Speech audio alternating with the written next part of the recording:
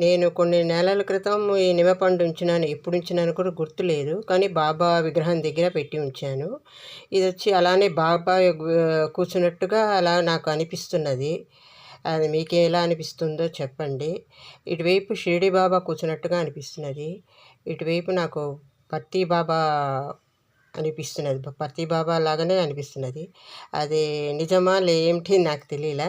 కానీ అది నేనేదో పూజలో అలానే పెట్టుకొని ఉంచుకున్నాను.